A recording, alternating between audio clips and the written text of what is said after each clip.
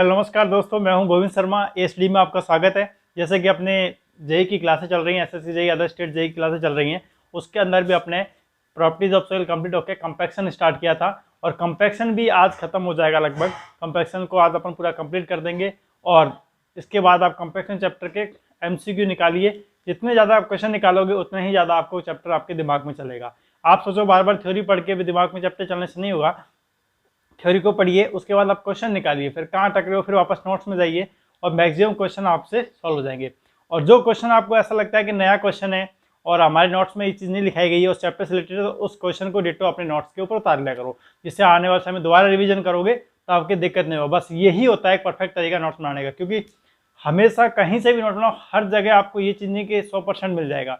कहीं ना कई बार, क्योंकि बोर्ड भी हर बार नए क्वेश्चन निकाल के ही लाता है, 10-5 क्वेश्चन नहीं लाता है, तो वही नए क्वेश्चन अपने को ऐड करने होते हैं। तो वो आप एमसीक्यू जब निकालोगे किसी बुक से, आपको लगता है ये नया क्वेश्चन है, कुछ अच्छा क्वेश्चन है, आने लायक क्वेश्चन है, तो उसको अपने नोट्स में उतार लिया करो।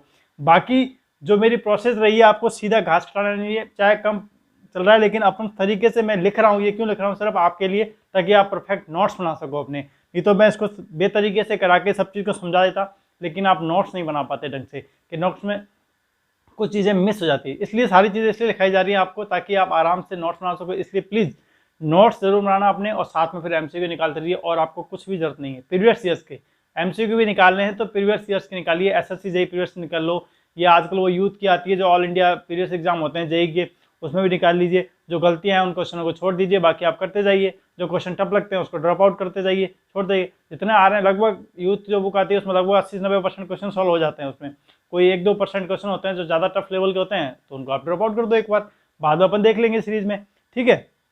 अब कंपैक्शन खत्म हो गया। कंपैक्शन में अपन ने क्या पढ़ा था, कंपैक्शन को एक बार देख लेते हैं। कंपैक्शन ज़्यादा इंपॉर्टेंट चैप्टर नहीं है, लेकिन इसमें सिर्फ वो जो टेस्ट थे, अपने लैब टेस्ट कल किए थे, वो वहाँ से क्वेश्चन ज़्यादा उठता है।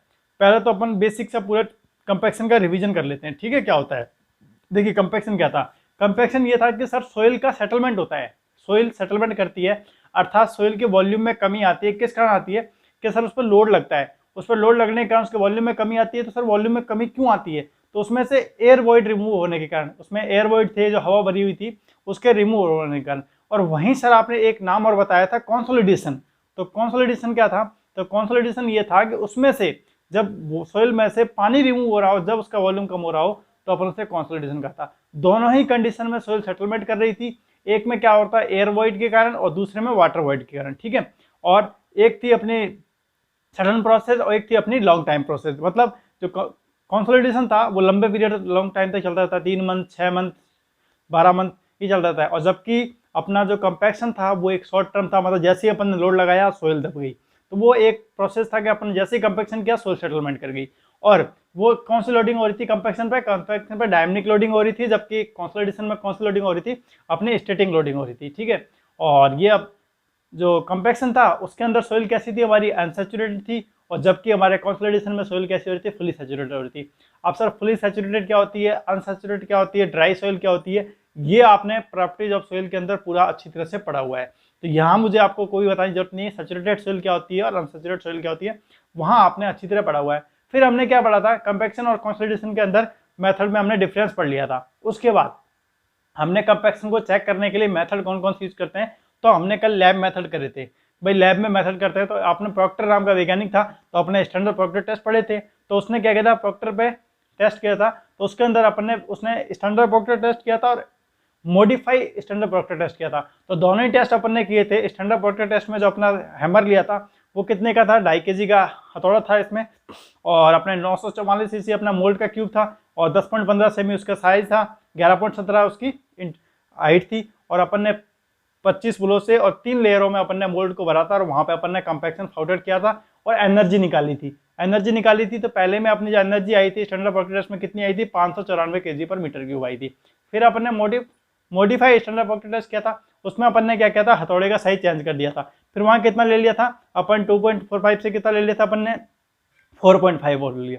और वहीं अपन ने जो फॉलिंग हाइट थी, वो अपन जो हथौड़े को गिरा रहे थे उसमें कितने पर गिरा रहे थे, 30.48 से, तो वहां अपन ने 45.72 ले ली थी।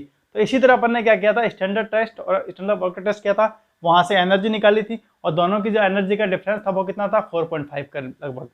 फिर अपन ने क्या किया था, उसी तरह वो टेस्ट स्टैंडर्ड प्रॉक्टर टेस्ट के अकॉर्डिंग ही, उसी के जैसा ही अपन ने क्या किया था, इंडिया में हमने ये टेस्ट किया था, तो अपन ने किया था इंडियन स्टैंडर्ड प्रॉक्टर टेस्ट। तो इंडियन किया था, तो उसमें क्या किया था, अपन ने हूबहू स्टैंडर्ड प्रॉक्टर टेस्ट को ही कॉपी किया था, बस थोड़े बहुत डाटा को चेंज कर लिया था। जहां हैमर का साइज 2.5 kg था, वहां अपन ने यहाँ पे 2.6 ले लिया था। मोल्ड का साइज वहां पे 944 था, तो अपन ने वहां कितना ले लिया था, 1000 cc ले लिया था। वहां पर अपने पास जो इंटरनल डाया था वो कितना था, 10.15 सेंटीमीटर था, यहाँ हमने 10 सेमी ले लिया था। वहां हमारी हाइट कितनी थी, 11.73 थी, 17 थी, यहाँ हमने 12.73 ले ली थी, बस इतना ही चेंज किया था। तो इसी चेंज करते हुए डाटा मैंने कहा था कि आपको वो डाटा याद करना पड़ेगा। तो वो कल अपने लैब टेस्ट हो गए थे, वहां हमने एनर्जी निकाल ली थी। अब आज बात करेंगे फील्ड टेस्ट की। जब फील्ड में टेस्ट करेंगे अपन, सोइल का कंपैक्शन करेंगे, तो वो कैसे करेंगे। तो देखिए मैंने सीधा आपको सारणी बनवा दी है, तो ये कल तक वहां तक का जितना बताया भी वो आपने नोट्स बना लिए होंगे एनर्जी निकालने तक। उसके बाद आपको वो कल लैब टेस्ट हो गए थे, आज ही आपको फील्ड मेथड लेना है। फील्ड में अपन कैसे कंपैक्शन करते हैं, तो फील्ड में सर कंपैक्शन करोगे तो फील्ड में क्या मेथड होगा।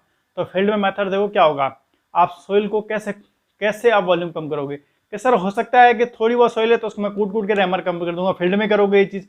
या आप जब कहीं सड़क निर्माण हो रहा है तो आपने रोलर चलते हुए देखे होंगे, सड़क पर रोलर वो मिट्टी को कूटते हैं, तो वो क्या होता है, रोलर चलता है, वो सोइल को कंपैक्शन कर रहे होते हैं, तो वही कंपैक्शन कर रहे होते हैं।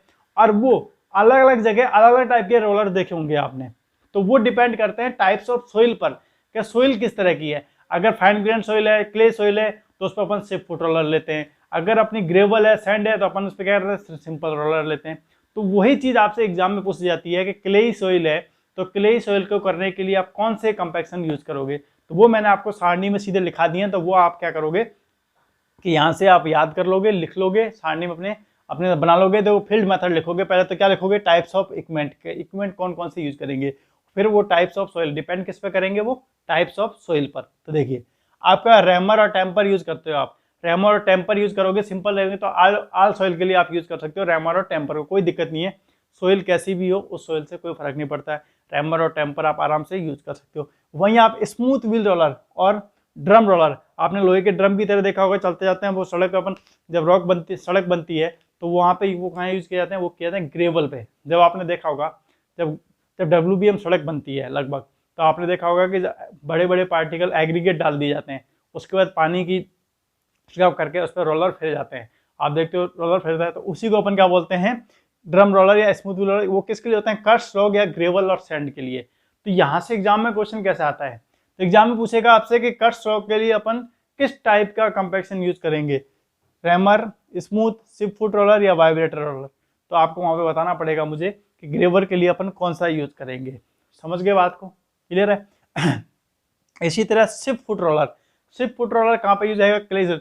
सर सिप फुट रोलर कैसे होगा, देखो ये कुछ इस टाइप का रोलर होता है, ये रोलर ऐसे होता है, और क्योंकि क्ले सोइल होती है बहुत जगह उसमें वॉइड ज्यादा होते हैं, तो एयर वजह तो उसमें इस प्रकार के होते हैं। ये सोइल में जाके धसेगा, क्ले सोइल में, और जगेगा और ज्यादा एरिया गिरेगा, तो ये क्या करेगा, सोइल को कंपैक्शन करेगा, कंपैक्ट करेगा। ठीक है, तो जैसे रोलर चलेगा तो इसलिए उसको बोलते हैं सिप फुट रोलर। क्या बोलते हैं, सिप फुट रोलर।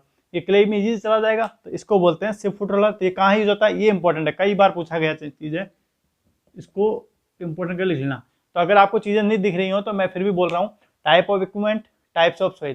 पहला है rammer and tamper, all soil. अगर स्पेलिंग में कोई दिक्कत हो रही है तो कोई दिक्कत नहीं, स्पेल से फर्क नहीं पड़ता, कि वहाँ आपको ऑब्जेक्टिव करना है ना कि सब्जेक्टिव करना है। तो वहाँ आपको क्वेश्चन समझ में आएगा, आप इजीली ऑब्जेक्टिव क्वेश्चन कर दोगे। ठीक है, अगर रैमर एंड टेम्पर की बात है तो आल सोइल के लिए आपका यूज होता है। वहीं आपका स्मूथ व्हील रोलर है और ड्रम रोलर है, तो कैसा यूज करोगे, cuts rock and gravel and sand. वहीं सिप फुट रोलर की बात आ जाती है तो आप कैसा यूज करोगे, क्ले सोइल यूज करोगे। क्ले सोइल मतलब कोहेसिव सोइल, एक होता है नॉन कोहेसिव सोइल और होता है कोहेसिव सोइल। तो नॉन कोहेसिव सोइल में कौन से आते हैं, सैंड एंड ग्रेवल, जिसको कोहेजन लेस बोलते हैं। जब मैं सोइल की शेयर स्ट्रेंथ पढ़ाऊंगा तो वहां आपको कोहेसिव और नॉन कोहेसिव के बारे में एकदम डिटेल से पढ़ाऊंगा कि कोहेसिव क्या होता है, नॉन कोहेसिव क्या होता है। उसके लिए अपने जो टर्जागी ने फॉर्मूला दे रखा है, टाउ बराबर C प्लस सिग्मा 5/10/5, तो वो मैं आपको वहां पे एकदम इजीली समझाऊंगा। ठीक है, तो वाइब्रेटर रोलर, तो वो वाइब्रेटर रोलर कैसा था, जो वो कंपन करता है, वाइब्रेट करके। आपने देखा होगा कई बार अपन सोइल को कंपन करा के वाइब्रेटर करा के भी अपन कंपैक्शन करते हैं, आपने देखा होगा कई जगह। तो वो होते हैं सैंड के लिए। सैंड के लिए कौन सा यूज करोगे आप, वाइब्रेटर रोलर। कौन सा, वाइब्रेटर रोलर। ठीक है, और पेनेमेटिक रोलर कौन सा यूज करोगे आप, प्रूफ रोलिंग सबग्रेड के लिए। ये एग्जाम में, ये लाइन मैंने एग्जाम में क्वेश्चन आया हुआ है, एक वहां से ली हुई है सीधा। ठीक है, तो ये आपको मतलब एक बार किसी एग्जाम में राजस्थान, ये पता नहीं भारत में ही किसी जेई के एग्जाम में आया हुआ है, ये इंडिया के अंदर ही किसी स्टेट के जेई में एग्जाम में आया हुआ था, तो वहाँ से ये लाइन में सीधा यहाँ पे जोड़ दिया ताकि आप जब याद करो तो ये क्वेश्चन आपके सामने आए तो आप सीधा यूज कर सको, इसलिए वहाँ से इसको ऐड कर दिया है कि पेनेमेटिक रोलर कहाँ यूज किया था, प्रूफ रोलिंग सबग्रेड के लिए। ठीक है, चलिए अब बात करते हैं कि सर कंपैक्शन हमने क्या क्या पढ़ा, कंपैक्शन क्या होता है वो हमने जान लिया। ठीक है, कंपैक्शन के मेथड हमने जान लिए, लैब मेथड भी जान लिए और फील्ड मेथड भी जान लिए कि फील्ड में अपन कैसे टेस्ट करते हैं और लैब में अपन ने कैसे करते हैं, डॉक्टर साहब ने हमें आराम से बता दिया, और फील्ड में हमने हमारे रोलरों की सहायता से हमने कर लिया। अब कंपैक्शन हो गया, कंपैक्शन के मेथड हो गए, कंपैक्शन जान गए अपन। अब इनके कंपैक्शन के सोइल पर क्या क्या इफेक्ट पड़ सकते हैं, फैक्टर इफेक्टिव क्या क्या हो सकते हैं, क्या क्या इफेक्ट फैक्टर के पड़ सकते हैं। तो देखो सबसे पहले अपन बात करते हैं वाटर कंटेंट की, सबसे पहले अपन बात करते हैं वाटर कंटेंट की। तो वाटर कंटेंट क्या होता है, लुब्रिकेशन थ्योरी दो प्रकार से डिपेंड करेगा, एक लुब्रिकेशन थ्योरी और एक लैम्स थ्योरी। तो बात करते हैं, यहाँ तक ये उतार लेना पहले, या इसके एक बार स्क्रीनशॉट ले लो कि मैं साथ में आपको समझाता जाऊंगा एक बार। ठीक है, चलिए इसको साफ कर दूं मैं।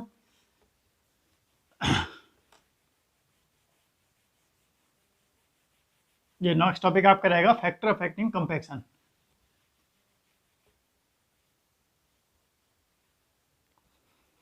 सबसे पहले देखिए, तो आपकी लुब्रिकेशन थ्योरी क्या कहती है कि आपने ये ग्राफ बनाया था कि मैंने कहा था शुरू में कोई ना कोई सोइल के अंदर डेंसिटी या वाटर कंटेंट, एक्स एक्स पे क्या था वाटर कंटेंट और वाई एक्स पे क्या था गामा डी, यही था।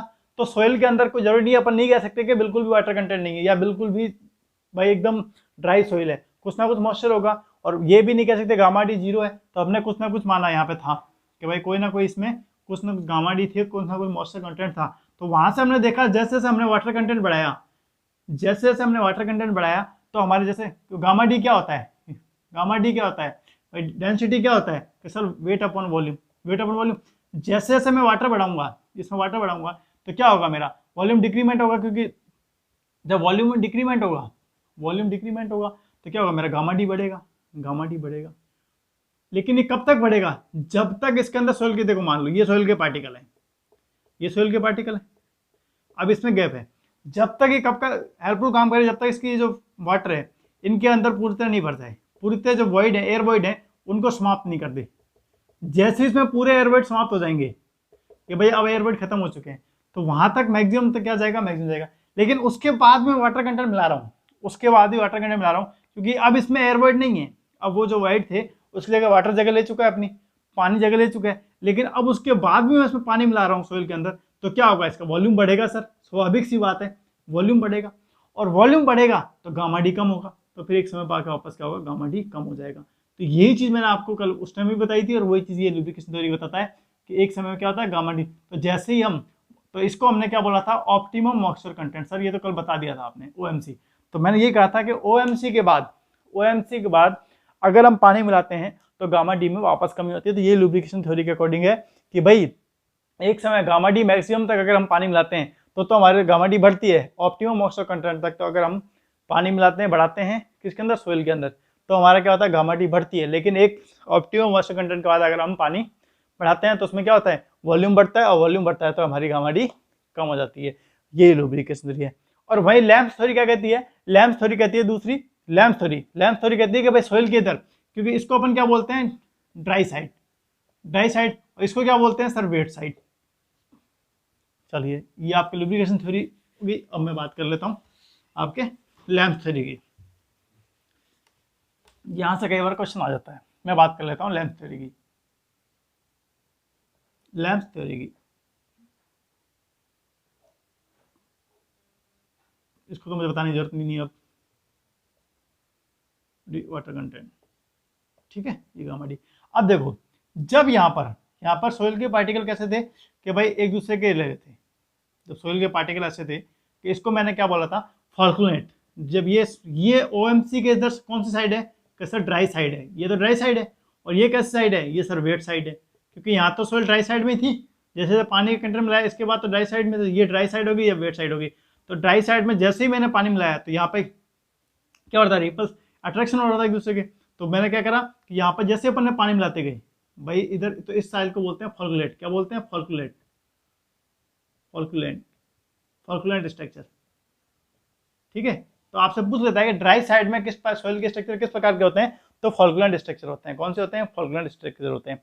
अब जैसे अपन जब पानी मिलाते जाएंगे तो सॉइल के पार्टिकल कैसे हो जाएंगे, एक दूसरे के पैरेलल फिक्स हो जाएंगे। क्या सेट हो जाएंगे? एक दूसरे के पैरेलल हो जाएंगे, जिसको डिस्पर्स स्ट्रक्चर बोलते हैं। क्या बोलते हैं? Disperse structure. डिस्पर्स स्ट्रक्चर ये उतार लेना आप, ठीक है ना। इधर वाटर कंटेंट के ड्राई साइड में तो कैसे होंगे? फॉल्कलैंड स्ट्रक्चर, और वाटर कंटेंट के जो ओएमसी के साइड होंगे उसको क्या बोलेंगे अपन? डिस्पर्स स्ट्रक्चर, या ये वेट साइड होता है। क्या होता है? Wet side. क्या होता है? वेट साइड मतलब गीली साइड, या parallel to each other. Parallel to each other, एक दूसरे के पैरेलल हो जाते हैं। ऐसा क्यों होता है कि यहाँ पर जो होता है, इस बार सॉइल के पार्टिकल आपस में मिले हुए होते हैं, तो वो कैसे होता है? इनके बीच में अट्रैक्शन होता है, प्लस माइनस होता है, ठीक है। लेकिन जैसे जैसे पानी मिलता जाता है तो क्या होता है? एक दूसरे के रिपल्सन डबल लेयर बन जाती है। डबल लेयर बनने के बाद क्या होता है? एक दूसरे के रिपल्सन हो जाते हैं। ये क्या हो जाते हैं? रिपल्सन मतलब एक दूसरे को प्रतिकर्षण करने जाते हैं। उसके बाद यहाँ पे क्या होता है? एक दूसरे के पैरेलल हो जाते हैं। आपको एग्जाम में कई बार पूछा जाता है कि वेट साइड में सॉइल के स्ट्रक्चर होता है, वो कैसा होता है? जब मैं एग्जाम में क्वेश्चन बता रहा हूँ वो होता है ना कि जो वेट साइड में होता है वो स्ट्रक्चर कैसा है? डिस्पर्स स्ट्रक्चर या पैरेलल टू ईच अदर। अब कई बार क्या होता है? वो डिस्पर्स स्ट्रक्चर ना देके पैरेलल टू ईच अदर दे देता है। क्या पूछ लेता है? वो ड्राई साइड में कैसा होता है? तो फॉल्कलैंड स्ट्रक्चर। समझ गए बात को? क्लियर है बात यहाँ तक? इसको लिख लेना आप, इस डायग्राम को बना के। ये मैंने वैसे आपको कल वैसे समझा दिया है पूरा, क्या होता है, गामा डी कैसे बढ़ता है, ये सारी चीज मैं आपको बता चुका हूँ, ठीक है। तो अब देखा, अब अपन इसके कुछ इफेक्ट देख लेते हैं, क्या इफेक्ट होते हैं जब ये स्ट्रक्चर यहाँ बना हुआ ऐसा है। तो भाई यहाँ तो सोइल ड्राई कंडीशन में और यहाँ सोइल वेट कंडीशन में जाती है, ठीक है। तो यहाँ के बाद तो अपन वाटर कंटेंट बढ़ाते हैं। अब देखो कि सोइल स्ट्रक्चर कैसा होता है, तो मैं कह रहा हूँ dry of OMC, weight of OMC. जो मैंने क्या, अगर आपने यहाँ नहीं लिख पाओ तो यहाँ देखो मैं सारणी बना दी है। तो देखो क्या देखोगे आप कि भाई सोइल स्ट्रक्चर है, जो ड्राई ऑफ ओएमसी और वेट ऑफ ओएमसी में क्या क्या फर्क पड़ता है। सोइल स्ट्रक्चर यहाँ पे कैसा होता है भाई कि सर फैल्कुलेट का ड्राई ऑफ ओएमसी पे, और वेट ओएमसी पे कैसा होता है? डिस्पर्स या पैरेलल टू ईच अदर। कई बार एग्जाम में मैंने देखा है, कई बार डिस्पर्स स्ट्रक्चर ना देके पैरेलल टू ईच अदर दिया हुआ है क्वेश्चन में, ठीक है ना। या पूछ लेगा कि डिस्पर्स स्ट्रक्चर जो होते हैं वो एक दूसरे के कैसे होते हैं, तो आप कहोगे पैरेलल टू ईच अदर होते हैं एक दूसरे के। ये क्वेश्चन बहुत बार आया हुआ है कि डिस्पर्स स्ट्रक्चर जो होते हैं वो एक दूसरे के कैसे होते हैं, तो आप कहोगे सर पैरेलल होते हैं। या फॉल्कलैंड स्ट्रक्चर के साथ होता है ड्राई ऑफ ओएमसी के होते हैं, ठीक है। दूसरा परमेबिलिटी। अब आप मुझे इतना पढ़े हुए हो आप, ठीक है, अब बताना परमेबिलिटी इधर ज्यादा होगी कि इधर ज्यादा होगी? अब बताओ, सोचो कि परमेबिलिटी इधर ज्यादा होगी इधर होगी? आप कहोगे सर स्वाभाविक सी बात है इधर होगी, इधर कम। क्यों? क्योंकि सर इधर सोइल ड्राई सोइल में है, ठीक है, और यहाँ पर अपन जैसे लोड बढ़ाएंगे तो वॉइड ज्यादा है, एयर वॉइड ज्यादा है, तो एयर वॉइड ज्यादा होंगे तो पानी इजीली निकल जाएगा। लेकिन हम जैसे धीरे धीरे पानी बढ़ाएंगे तो क्या होगा? वॉल्यूम कम होगा, वॉल्यूम कम होगा तो मतलब डेंसिटी बढ़ेगी, डेंसिटी बढ़ेगी तो मतलब क्या होगा? सोइल पार्टिकल के आपस में जो एयर वॉइड है कम हो जाएंगे, तो पानी निकलना इजी नहीं रहेगा। तो इसलिए मोर होगी इस साइड और इधर होगी कम, इस तरफ कम होगी, इस तरफ होगी ज्यादा। क्या किसकी बात कर रहा हूं मैं? परमेबिलिटी की। सर परमेबिलिटी होती क्या है ये तो बता दो। तो नेक्स्ट चैप्टर है अपन जो परमेबिलिटी पढ़ने वाले हैं, ठीक है। तो वैसे मैंने आपको परमेबिलिटी बता दिया था बेसिकली क्या होता है, और आपने अपनी कॉलेज क्लासों में पढ़ा भी है। परमेबिलिटी क्या होता है कि सोइल पार्टिकल के अंदर से, सोइल पार्टिकल के बीच में से किसका? पानी का बहना, पानी का निकलना क्या कहलाता है? परमेबिलिटी कहलाता है। तो अभी मैं यही बात कर रहा हूँ, ठीक है। तो ये मेरा ओएमसी ऑप्टिमम मॉइस्चर कंटेंट है, ये मेरा गामा डी, ये मेरा वाटर कंटेंट। अब इधर ये मैंने इधर फॉल्कलैंड स्ट्रक्चर बना दिया, इधर मेरा डिस्पर्स,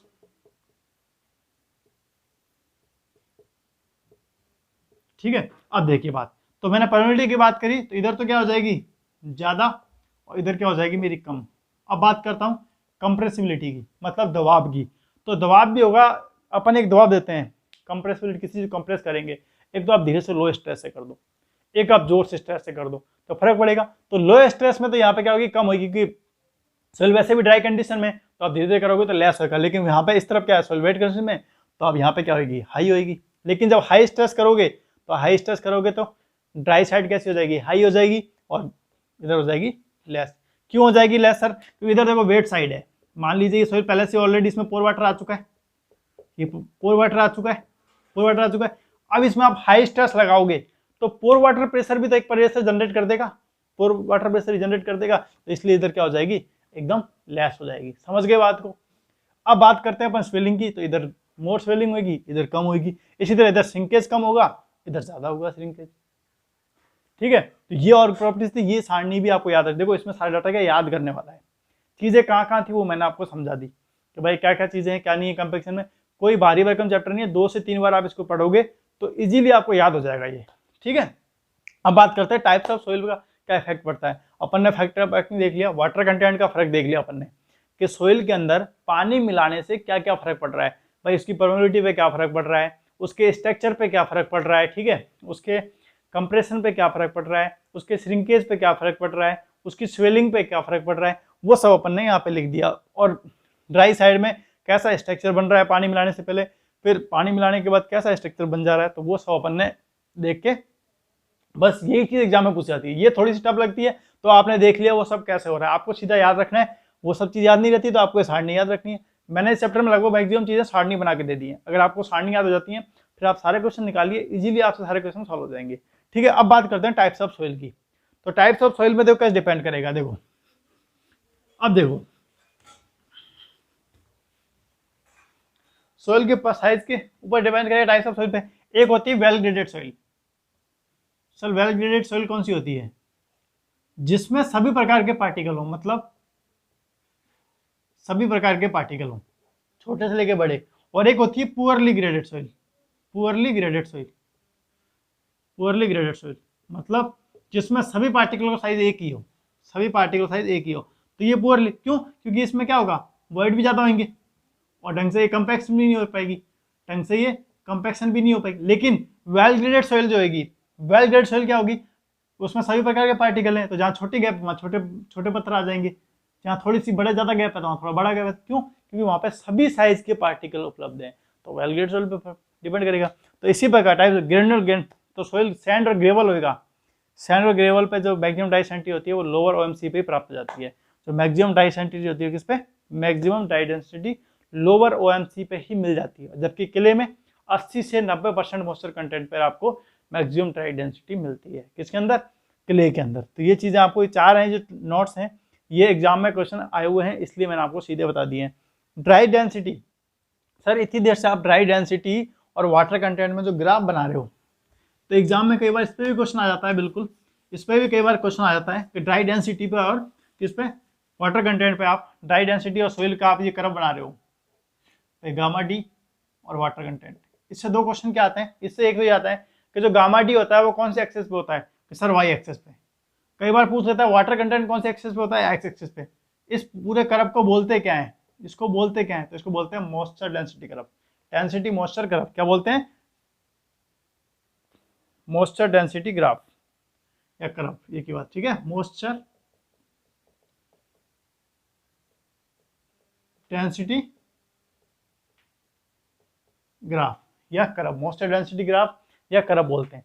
अब एक बात आना मुझे, जब अपन ने स्टैंडर्ड प्रोडक्ट टेस्ट किया और मॉडिफाई स्टैंडर्ड प्रोडक्ट टेस्ट किया तो उसमें ज्यादा बेस्ट रिजल्ट किस में मिलेंगे, मैक्सिमम गामा डी किस में मिलेगा, सर पूछने वाली बात है क्या, सोचने वाली बात तो है ही नहीं, सीधे obviously modify standard product test में मिलने वाला है। तो बस वही क्वेश्चन एग्जाम में कई बार पूछा गया है, compare to standard product test the result is the modified product test is more than dry density, more dry density, ठीक है। तो ये मैंने लाइन क्यों लिखवा दी है, क्योंकि कभी आप एग्जाम में क्वेश्चन देखोगे तो ये चीज है कि अभी मैंने बता दिया है आपको कि भाई मॉडिफाइड में रिजल्ट अच्छा होता है, गामा डी ज्यादा मिलता है, लेकिन कल आप फिर भूल जाओगे तो फिर आपको याद नहीं रहेगा, तो इसलिए नोट्स में सिर्फ एक लाइन लिखनी होती है, उससे हमारे कोई घाटा नहीं होगा। एक लाइन लिखने में सिर्फ 2 मिनट लगेंगे, लेकिन जब भी आप बार बार चैप्टर को रिवीजन करोगे, चैप्टर को जब भी रिवीजन करोगे तो आपको ये चीजें क्लियर हो जाएंगी, ठीक है। अब बात करते हैं, यहाँ तक क्लियर है, तो ये चैप्टर लगभग कंप्लीट है। अब इसका एक लास्ट टॉपिक है जो कर लेते हैं, हालांकि उससे क्वेश्चन कम आते हैं लेकिन फिर भी अपन कर लेते हैं। अब आपने देखा था, ठीक है, समझ लेते हैं एक बार चीजों को।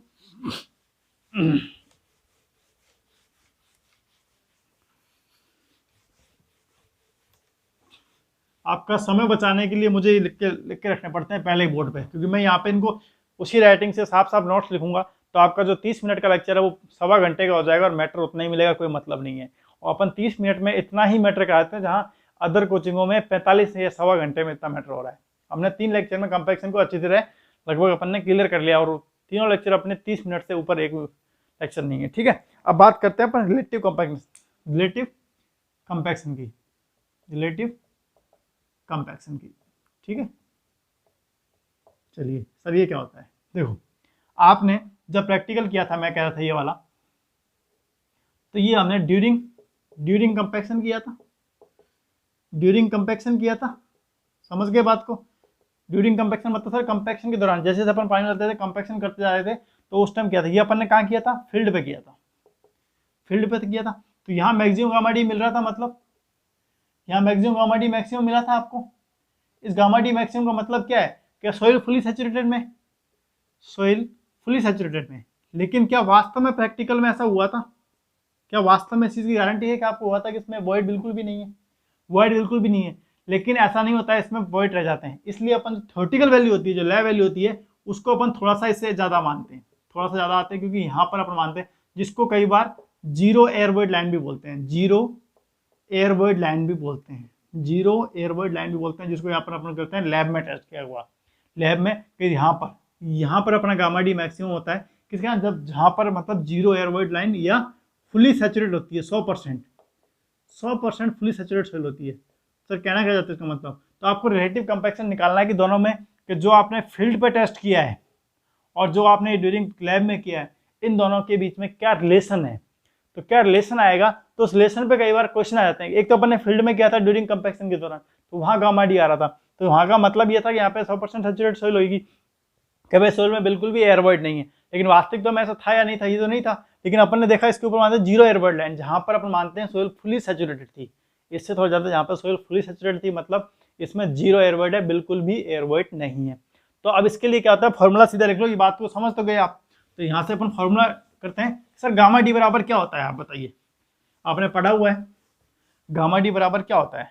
सर गामा डी बराबर, ये तो सर आता है, कभी पूछ लो बोले जी गामा डब्लू 1 + ई, ये तो आप भले कभी पूछ लो, बिल्कुल बात सही है। अब मैं आपसे क्या बात करता हूँ कि रिलेटिव कंपेरेंस क्या होता है, गामा डी फील्ड में और गामा डी अपनी लैब में, ठीक है। तो गामा डी फील्ड में तो क्या हो जाएगा, तो गामा डी लैब में मिनिमम ई मिनिमम कहाँ होगा, ई मिनिमम मतलब वॉइड रेशियो सबसे कम कहाँ होगा। तो स्वाभाविक सी बात आपने लैब में बताया था जीरो ई मिनिमम। तो मैं यह बात करूँ गामा डी फील्ड तो ये हो गया। अब मेरे को गामा डी लैब क्या हो जाएगा कि सर कोई बात नहीं, जी गामा डब्लू 1 + ई मिनिमम, ई मिनिमम कोई दिक्कत, ई मिनिमम क्यों ले लिया, कि सर लैब में ई मिनिमम ही आना है, कि वहाँ वॉइड रेशियो रहना ही नहीं है, क्योंकि हमने अभी बात करी थी कि फील्ड पे तो अपन प्रैक्टिकल कर रहे थे। तो बस तो रिलेटिव कंपेरेंस वैल्यू पुट कर दो, यहाँ पे वैल्यू पुट कर दो, गामा डी फील्ड बराबर जी gamma do 1 + E, ji gamma W 1 + E minus E minimum. तो यहाँ से इसको सॉल्व करोगे तो क्या आ जाएगा, जी गामा डब्लू 1 + ई, 1 + ई, इसको मल्टीप्लाई कर देंगे ऊपर जाएगा तो ई मिनिमम, तो जी गामा डब्लू, जी गामा डब्लू कर जाएगा। तो आर सी बराबर क्या आ जाएगा, 1 + ई मिनिमम 1 + ई। बस ये चीज़ आपको याद रखनी है, कई बार पूछी जाती है मोस्ट। समझ गए बात को, समझ गए बात को एकदम क्लियर, कोई दिक्कत। रिलेटिव कंपैक्शन क्या है, बस गामा डी फील्ड पे कितना आया था और लैब में क्या आया था, उनका डिफरेंस था। तो फील्ड में हमने देखा जो ई आया वॉइड रेशियो वही आएगा, जो वैल्यू हमारी ई आ रही है वॉइड रेशियो कितना आ रहा है, 98%, 97%, 96% कितना है वो हमें नहीं पता, लेकिन मिनिमम हमें पता है कि लैब में आएगा। वहाँ हमने, क्योंकि थ्योरेटिकल वैल्यू तो हमेशा जीरो आती है, तो अपन कहते हैं ना कि प्रैक्टिकल में और थ्योरेटिकल में डिफरेंस होता है, तो वही बात है। ये तो अपन लैब की वैल्यू, तो लैब में तो सबसे कम आएगा मिनिमम। तो बस मैंने फॉर्मूला वही है, देखो जी गामा डब्लू 1 + ई, जी गामा डब्लू 1 + ई, तो मैंने आपको पढ़ाया, बस यहाँ वैल्यू पुट की है तो ये आ गया आपका फॉर्मूला रिलेटिव। और एक रिलेटिव कंपैक्शन का फॉर्मूला ये साइड में उतार लेना, आप इसको उतार लेना, ठीक है। रिलेटिव कंपैक्शन के देके इसको उतार लो आप, फिर अपन और आगे चलते हैं थोड़ा सा।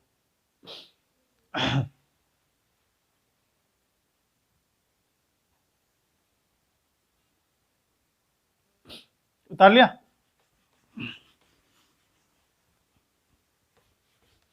या इस रोक के वीडियो को उतार लिया करो, ठीक है। अगर वही मैं इसको डेंसिटी इंडेक्स के रूप में देखूं, यही मैंने कई बार देखो, अगर से एग्जाम आ जाए कि ई मिनिमम इतना है और ई इतना है, तो आप रिलेटिव कंपैक्शन निकालिए, तो या तो ये फॉर्मूला सीधा आ सकता है या इस पर छोटा सा न्यूमेरिकल आ सकता है। बस याद तो था ही, करना ही नहीं था, आपने देख लिया क्या चीज़ छोटी सी, लेकिन एक फॉर्मूला लिखा रहा हूँ इसका परसेंटेज में, तो वो आप जरूर याद कर लेना, ठीक है। Percentage of R C 80 + 0.2 ID, बस ये कई बार आपको मिल सकता है एग्जाम में, जिसमें ID क्या है, आईडी इन परसेंटेज है। अब आईडी होती क्या है ये बताने की जरूरत तो नहीं है मेरे को, और बता दो फिर भी क्या पता भूल ही जाए। रिलेटिव डेंसिटी फॉर्मूला इसका याद है ना, ई मैक्स बराबर ई मैक्स माइनस ई मिनिमम, पढ़ा हुआ है। E max minus E max minus ई मिनिमम आईडी, भूल गए या याद है?